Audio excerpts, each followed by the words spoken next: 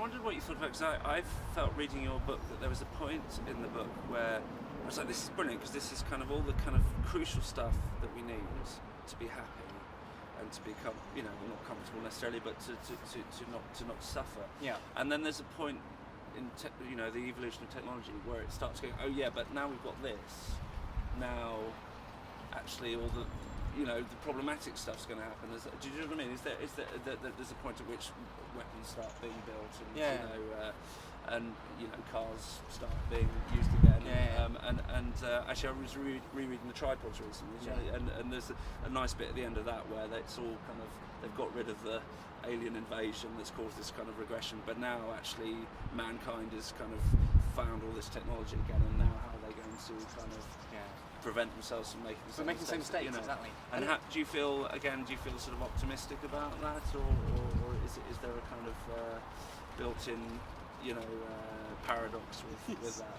So, although I've just said that humanity is a fundamentally cooperative and social species, that we do work well together, of course we come into conflict with each other, like any other species does. And humanity's applied its incredible resourcefulness and ingenuity to building wonderful things, but also building weapons, but building agents of destruction. And I think that would be unavoidable. So yeah, sure, after some apocalypse and this recovery of society, people would use weapons against each other. I think that is inevitable. I think that's unavoidable.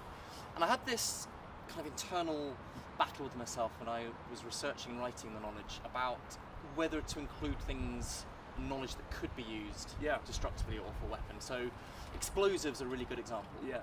And they're really easy to make. That the kind of chemistry, the science behind explosives is really interesting, and I explain this in one of the later chemistry chapters of the book.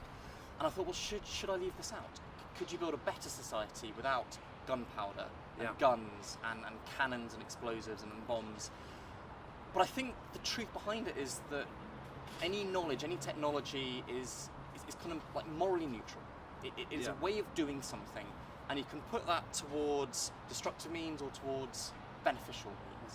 And of course explosives do make bombs, but they also allow us to mine and quarry and dig tunnels and dig canals and indeed make fireworks.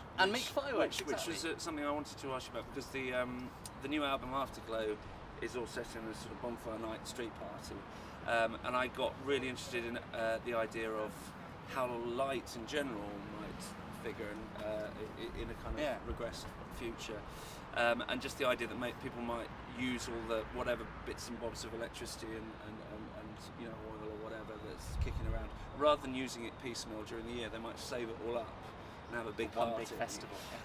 So I just wondered whether you might be able to talk a bit about the practicalities of that. As I say, there's an asteroid on its way today. I did read it on Twitter this morning. So this evening we're going to be restaging this bonfire party. So I mean, firstly, light bulbs was something in your book that was quite an interesting sort of. Yeah. So one of the key ideas I explore in the knowledge in the book is how could you avoid another dark ages? And in this sense, we could interpret that literally. Yeah. How could you ensure that light remains something that humanity can keep using? Because you'd want to avoid having to regress to a state from hundreds of years ago in our own history, when our ancestors could only generate light by burning stuff, by using torches or candles. And candles today have got this wonderful kind of oldie-worldy, edging kind of romantic feel to them, but they're actually pretty expensive things to make. And in the olden days, hundreds of years ago, candles existed, but you couldn't use them routinely. And your life cycle, your lifestyle was dictated by waking up at dawn when the sun rose, going to bed every single sunset, because you couldn't afford to run candles all the time. Yeah. And there's this huge transformative change in our own society when electricity and then the electric light bulb was invented. Because now you've got this artificial sun in the centre of your room, all you need to do is flick a switch and it lights your life, lights your existence. So one of the things I explored in the book was how could you reinvent electricity as quickly as possible? It's enormously important for lots of different things we do in our everyday lives.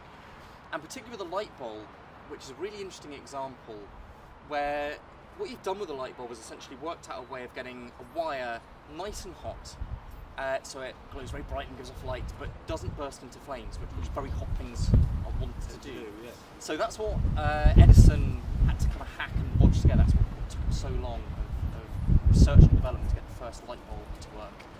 And when you look at the history of science and technology, the electric light bulb is essentially the same technology as the vacuum valve, or the vacuum tube, which is how the very first computers were made. So pretty much the highest level of technology that I take this thought experiment back to in the knowledge is how you get back to electric light bulbs, vacuum tubes, and these are the very beginnings of electricity in the computer age. Yeah. So it's not that, it's not that difficult, is what it sort of comes across. I mean, it's something that could be So that would be the hope. It's the knowledge behind it is simple, but it is, as with many inventions, it's fiddly to get to go work. out.